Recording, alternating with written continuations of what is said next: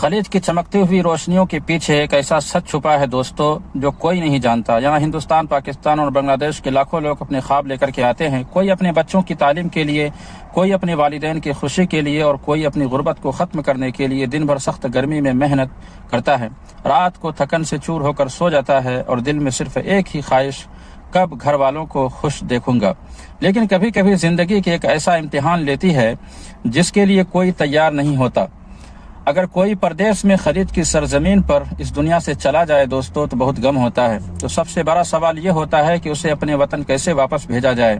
Kuwait ہو، قطر ہو، Oman ہو، بحرین ہو، سعودی عرب ہو یا Dubai, ہر ملک میں ایک طریقہ کار ہوتا ہے۔ سب سے پہلے اسپتال یا پولیس کی طرف سے ڈیتھ سرٹیفکیٹ بنایا جاتا ہے، پھر اس ملک میں موجود متعلقہ ایمبیسی کو اطلاع دی جاتی ہے، جیسے انڈین ایمبیسی ہو یا پاکستانی ایمبیسی ہو یا بنگلہ دیشی ایمبیسی ہو۔ یہ ایمبیسی اس پورے عمل میں سب سے اہم کردار ادا کرتی ہے۔ وہ کاغذی کارروائی مکمل کرواتی ہے اور کوشش کرتی ہے کہ میت کو اس کے وطن واپس بھیجا جائے۔ اگر گھر والے اخراجات برداشت نہ کر سکے تو بعض اوقات ایمبیسی مدد کرتی ہے۔ کچھ فلاحی ادارے آگے بڑھ کر ہاتھ تھام لیتے ہیں اور کبھی کبھی کمپنی یا کفیل بھی ذمہ دار اٹھا لیتا ہے، لیکن حقیقت یہ ہے کہ ہر کیس میں سب کچھ مفت ہو ایسا ضروری نہیں۔ اس لیے میرے بھائیوں، ہم یہاں صرف پیسہ کمانے نہیں آئے، یہاں اپنی زندگی کو سنوارنے آئے ہیں۔ اپنے کاغذات ہمیشہ مکمل رکھیں، اپنے گھر والوں کو اپنی کمپنی اور رہائش کی مکمل معلومات دیں اور سب سے اہم بات، ایک دوسرے کا سہارا بنیں، کیونکہ پردیس میں اپنا کوئی نہیں ہوتا سوائے ان لوگوں کے جو آپ جیسے ہی حالات سے گزر رہے ہوتے ہیں۔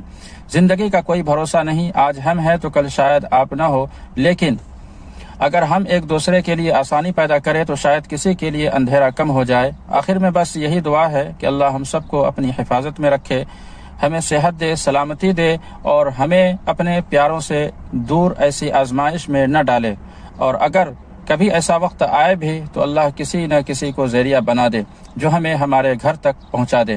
عزیز ساتھیوں، بہار کے اسمبلی میں بھی ایک بار ابھی کچھ دن پہلے میں نے سنا تھا MIM کے پارٹی کے اختر الامام صاحب، جو بہار کے جتنے بھی باشندے بہار میں رہنے والے ہیں، وہ بہار کے خرچے سے ان کو لایا جائے گا۔ میں سوچتا ہوں کہ پورے انڈیا میں اس طریقے کا قانون بنایا جائے کہ جو بھی شخص انڈیا سے باہر رہتا ہے ان کو جو ہے انڈیا کے پیسے سے پردیس سے یہاں انڈیا لانے کی کوشش کیا جائے۔ عزیز ساتھیوں، یہاں جب موت ہو جاتا ہے تو بہت زیادہ تکلیف ہوتی ہے، ان کی ڈیڈ باڈی کو پہنچانے کے لیے بہت زیادہ دقتوں کا سامنا کرنا پڑتا ہے۔ اس طریقے کا قانون بالکل لانا چاہیے اپنے دیش میں، کیونکہ یہاں جو پردیس میں، گلف میں یا دنیا کے کسی بھی کونے میں جو آدمی کام کرتا ہے وہ انڈیا کی GDP میں ایک طریقے سے بہت بڑا یوگدان ادا کر رہا ہے۔ جب وہاں سے وہ پیسہ بھیجتا ہے تو انڈیا کی GDP، انڈیا کی کرنسی بہت زیادہ مضبوط ہوتی ہے۔